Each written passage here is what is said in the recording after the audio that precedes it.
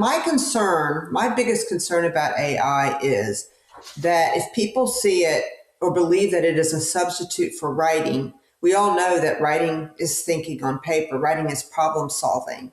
And my concern is if you take that away, that ability to solve a problem on paper via writing, right, to work through that problem intellectually, that you're going to see a laziness, if you will, or maybe laziness isn't the right word, but a softening of critical thought in other areas of people's lives. And that's my real concern is, because we all know this.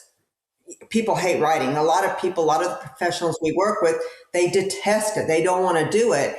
And so they're very excited about, passing it off to AI because they really do believe that that's going to alleviate the writing pain for them. When the fact of the matter is they may be actually hurting themselves because they're not taking the time to work through the writing problem.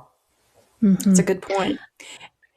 And there's so many tools that we use that we have to think critically about to use them effectively. I can't just say, I want to get to a restaurant and put that into my GPS without getting a little more specific, or I want to get to my destination. Well, yeah, it might take me there via freeway, or it could take me mountain roads, or I've even just as a joke put into my GPS countries overseas.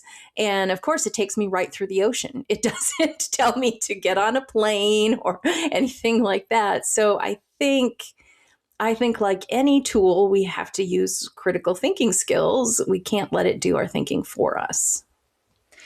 I think that also gives me a great lead into what can it do? What are some pros? And we can also talk about some cons, but what are some benefits of AI? Because what is it other than the shiny new toy?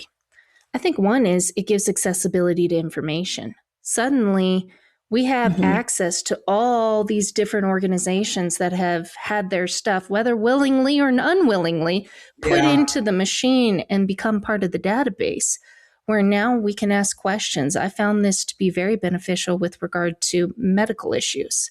Instead of having to read everything from Cleveland Clinic, from Johns Hopkins, everyone, I can put into the AI saying, what is this condition? How do you treat it? And it gets it for me.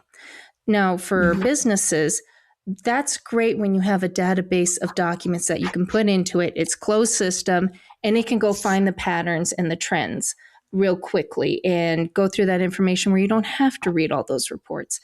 I will say, though, I talked to a bunch of rocket scientists, won't say who, but they were genuinely rocket scientists recently, where they used the AI specifically for that. And they said it still gets it wrong.